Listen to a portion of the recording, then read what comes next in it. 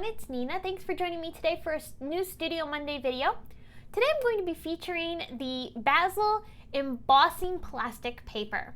Now this paper is, as the name suggests, a plastic paper. It's a thin piece of paper and it has a plastic texture to it. It doesn't feel like plastic when you hold it, but when you kind of warp it around and feel it in your hand, you can feel that there is a more different texture to this paper and it doesn't rip as easily. It's a very sturdy paper. Now I want to use this paper with a piece of white cardstock. So I'm going to adhere these two pieces together.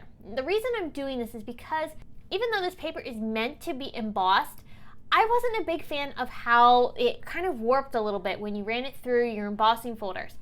So I want to make this more sturdy, and I found the best way to do this after playing around a little bit was to attach a piece of white cardstock behind that plastic paper. So you're seeing me take a sheet of adhesive and I'm going to adhere this down onto a piece of white cardstock that I've cut to be exactly the same size as the embossing plastic paper. After I've trimmed off the excess of the adhesive sheets, I'm going to attach the white cardstock, which has the adhesive already on it, to the embossing plastic paper. This is creating a much sturdier paper, and as I run this through my embossing folder, it's not going to warp as easily. I found that the embossing paper warped a little bit when I would run it through with an embossing folder, and I wanted it to be more sturdy. So I'm going to take also a stitched oval die and cut that out into the center of my two pieces of paper that are now adhered together. And now I'm going to take this Couture Creations embossing folder. This embossing folder has an open area in the center of these beautiful foliage images that are going to go around my panel. And because it has that open area, it's perfect for going ahead and lining up this oval in that area so that all of the images are framing the oval. You could also do this on a full sheet of paper that does not have an oval or any other shape cut into it. I'm going to run this through my Bake Shop machine with a rubber mat and also a textures plate. These are perfect for doing embossing techniques. And then you can see the really great detailed impressions you get on this paper. Because it has that plasticness to the paper, the plastic holds up to the embossing really nicely. It does not have any cracking, and it really creates a nice crisp impression. I'm going to back the window of my panel with a piece of vellum. I don't want this to be completely see-through to the pattern paper that I'm going to be adding behind that, because I want this to be very subtle behind my frame. Now meanwhile, I did run through my embossing folder a piece of red cardstock, which I'm going to also cut a rectangle out of. Now you'll see the reason why I'm going to be doing this. The reason I'm choosing to cut the rectangle out is because I want the area behind that oval frame to not have any red showing. I'm going to have pattern paper back there.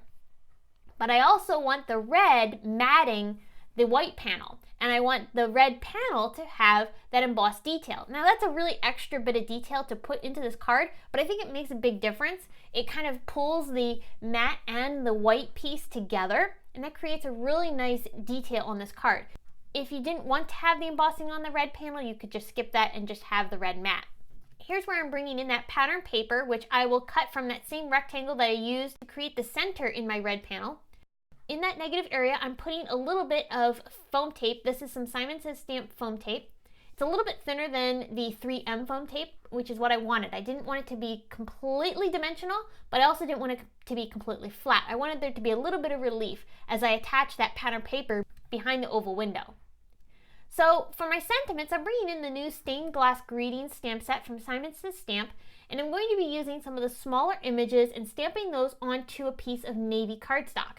These are going to be little sentiment strips that'll help form the entire sentiment on my card.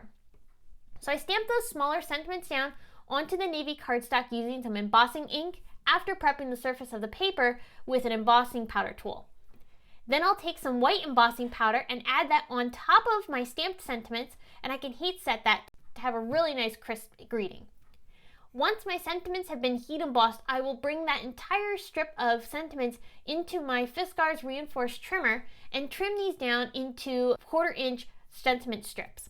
So my sentiment strips are about 1/4 inch tall, and they fit perfectly those small thin line sentiments. I trim those down, and then on a white piece of cardstock, I'm going to heat emboss the words joy, love, and also the little ampersand sign. And I'm going to stamp those down with that same clear ink and then gold heat emboss these. These are antique gold embossing powder that I'm adding over top of my stamped sentiments. I'll heat set those also and then run those through with the coordinating dies. I really like the coordinating dies that are included with this stained glass greetings stamp set. It works perfectly for being able to pop these up off of your card. I want to give a little bit of dimension to these sentiments and also a bit of sturdiness. So I'm going to also cut 2 more of each of the sentiments with the coordinating dies and layer those behind the ones that are heat embossed. So I'll have 3 layers behind each of my sentiments, and then I'll be able to pop that entire sentiment up off of my card using foam tape.